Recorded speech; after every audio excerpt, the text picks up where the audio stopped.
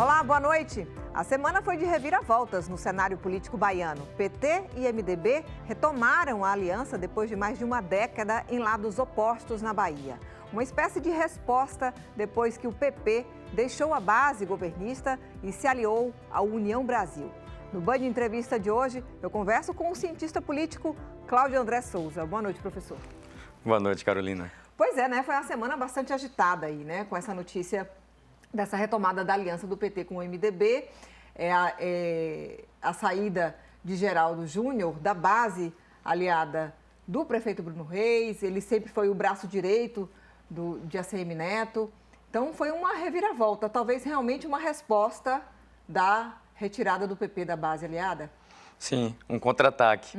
De alguma maneira, a saída do PP foi traumática, né, porque significou uma dificuldade da base governista em produzir a manutenção daquela aliança, né, que manteve o PT no poder desde as eleições, né, de 2006 e a partir de 2010 com o Progressistas. E rapidamente as articulações, né, por parte da base governista foram feitas para conseguir atrair partidos aliados que tivessem um tamanho minimamente proporcional ao PP, o que é muito difícil, porque o partido saiu das eleições de 2020 com 92 prefeitos eleitos, com uma boa bancada, né, de deputados estaduais, também elegeu em 2018, né, deputados federais importantes, então um partido com muito protagonismo.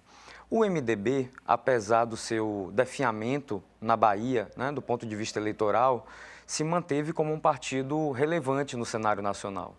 O MDB tem uma bancada que a gente considera, né, de média para alta e, ao mesmo tempo, tem quadros que têm um protagonismo, né, nacional, e isso também impacta na política baiana do ponto de vista que interessa ao ex-presidente Lula construir uma relação com o MDB para esse cenário nacional. Pois é, mas assim, o que se ouviu também falar com essa notícia dessa retomada dessa aliança é que a militância de esquerda mesmo não gostou nada dessa retomada dessa aliança e até o ex-presidente Lula também não foi de muito agrado disso não, porque talvez exista uma preocupação para ele de que isso possa afetar no cenário nacional, já que a Bahia é um reduto importantíssimo para ele nessa eleição, né?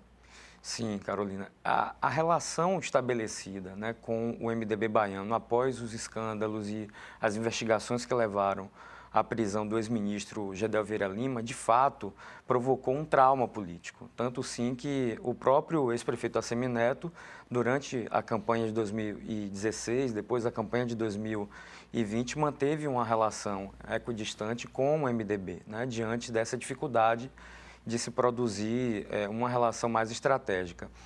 Esse ponto que você toca é muito importante, dos dois lados, né? Primeiro, para a militância de esquerda, a retomada do MDB não é automática, então é uma relação, de fato, que precisará ser construída, né, diante desse pragmatismo que foi a atração do partido, né, para um retorno à base governista do PT.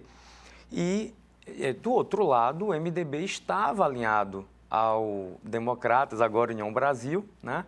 E de alguma forma a gente tem o partido ocupando espaços no campo da oposição. Então a gente olha para Salvador, Feira de Santana e Vitória da Conquista, a gente percebe que, né, são 3 colégios eleitorais em que o MDB não só foi protagonista, como, né, se manteve no campo da oposição ao PT.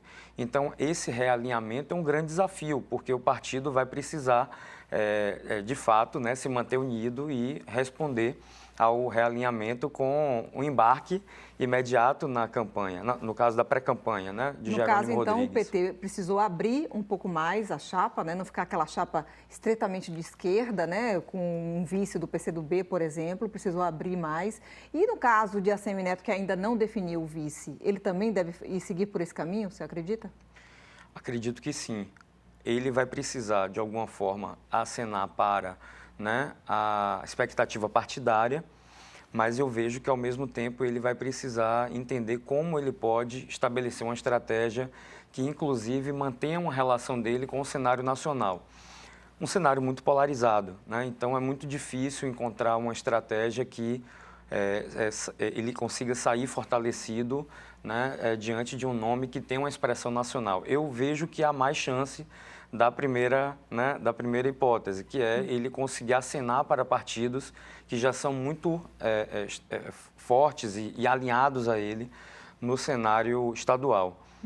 Um baita desafio, né, porque, de alguma forma, a atração do MDB também trouxe para o campo, né, governista um quadro que estava alinhado, né, a ele, que é o atual presidente da Câmara, né, o Geraldo Júnior, que tem uma força na capital, ao mesmo tempo já era também pré-candidato a deputado federal, então já estava rodando o Estado e, de alguma maneira, é uma liderança da sociedade baiana, né, que tem, né, uma condição política de entrar na campanha de Jerônimo numa perspectiva de trazer novos aliados. Então, é uma soma. E a ideia também talvez tenha sido essa, né? Já que Jerônimo, apesar da gente ainda ser um nome um tanto desconhecido, mas tem uma militância, uma história pelo interior do Estado, né? Sim. E no caso, Geraldo Júnior tem esse trânsito todo na capital. Exatamente. O nome do atual, e sairá em breve, o secretário, né, de Educação, Jerônimo Rodrigues, passou antes pela Secretaria de Desenvolvimento Rural, que é uma secretaria que tem uma capilaridade enorme do ponto de vista de políticas públicas para o interior baiano. Vale ressaltar, Carolina, que mais de 80% do eleitorado baiano está fora da capital. Então, o que é que isso quer dizer? Que uma candidatura que tem a capilaridade de conversar com os municípios, né, com o eleitorado que está mais distante, né, das grandes cidades, acaba tendo uma vantagem. Pesa, né, negativamente nunca ter sido candidato, então a gente sabe que na ciência política a gente chama do recall, né, aquele candidato que já esteve nessa posição várias vezes, tem mais chance de atrair voto, porque tem um grau maior de conhecimento por parte do eleitorado. No caso dele, isso é uma dificuldade, mas a gente percebe que o perfil do eleitorado baiano ainda está muito ligado à liderança do ex-presidente Lula. Então, o fator nacional pode, de fato, influenciar. E nas eleições passadas, o PT também tem feito isso, né? Porque sempre se discute de que o PT não tem feito, ao longo dos anos, um novo nome, como foi no caso da escolha de Wagner por Rui, né? Que também, até então, era um nome desconhecido, mas também vinha de secretarias que tinha todo esse trânsito no interior do Estado, e agora essa fórmula se repetindo. Nessa escolha do PT, pelo nome de Jerônimo. Sim, o PT tentou dois cenários, né? O cenário 1 com Wagner, o cenário 2 com o senador Otto Alencar, não deu certo e teve que partir para a construção, né, emergencial de uma terceira opção, né? Eu vejo que quando a gente pensa o padrão de carreira política, de sucessões, né, eleitorais, a gente percebe que há uma preparação prévia, né, mais estratégica do nome que vai suceder. Geralmente é o vice-governador ou aquele secretário com maior destaque, né, em geral, ou um deputado federal também, né, que tem um destaque na bancada, né, do Estado. Isso acontece no Brasil inteiro. O que é que aconteceu? Esses dois cenários iniciais fez com que, de alguma forma, o PT não trabalhasse com um nome que, de fato, despontasse naturalmente como sucessor do governador Rui Costa.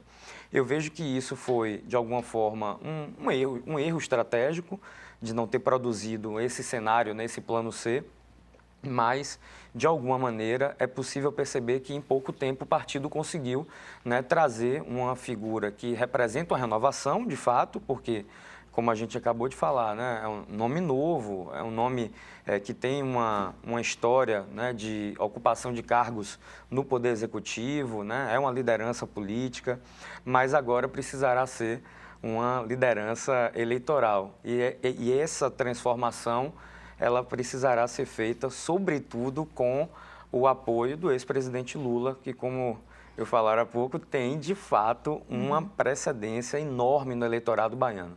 Todas as pesquisas mostram isso, né, que o ex-presidente Lula consegue, de fato, influenciar o cenário, não só na Bahia, mas em quase todos os estados do Nordeste. Tá certo. A gente vai dar uma pausa na nossa conversa, vamos para um rápido intervalo e o Band Entrevista volta já.